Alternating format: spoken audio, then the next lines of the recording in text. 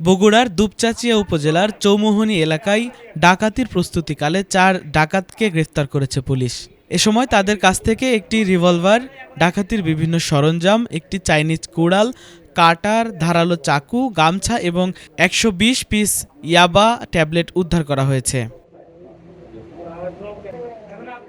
শুক্রবার সকালে বগুড়া জেলা পুলিশ সুপারের কার্যালয়ে আয়োজিত এক সংবাদ সম্মেলনে বগুড়া পুলিশের মিডিয়া সেলের অতিরিক্ত পুলিশ সুপার আতাউর রহমান এই তথ্য জানান। তিনি বলেন, ৮ থেকে ১০ সদস্যের একটি ডাকাত দল দুপচাঁচিয়া উপজেলার চৌমুহনী এলাকায় একটি বাড়িতে ডাকাতির প্রস্তুতি নিচ্ছে এমন গোপন সংবাদের ভিত্তিতে দুপচাঁচিয়া থানা পুলিশ রাতেই অভিযান পরিচালনা করে।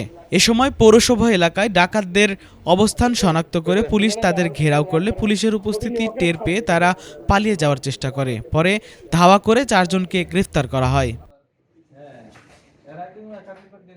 গ্রেফতারকৃতরা হলেন ইমরান হোসেন, রাব্বি হাসান, হালিম ও সোহেল।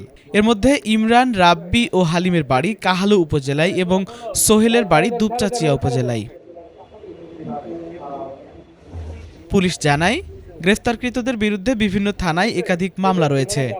তাদের বিরুদ্ধে আইনগত ব্যবস্থা গ্রহণ করা হয়েছে এবং এ ঘটনায় আরও জড়িতদের শনাক্তে অভিযান অব্যাহত রয়েছে। আমরা একটা তথ্য পাই যে দুপচাঁচিয়া থানাধীন চৌমোহনী এলাকায় একটা এই সংঘবদ্ধ ডাকাত দল একটা ডাকাতি করতে যাবে, এরকম তথ্য আমরা বিভিন্ন মাধ্যমে পেয়ে থাকি।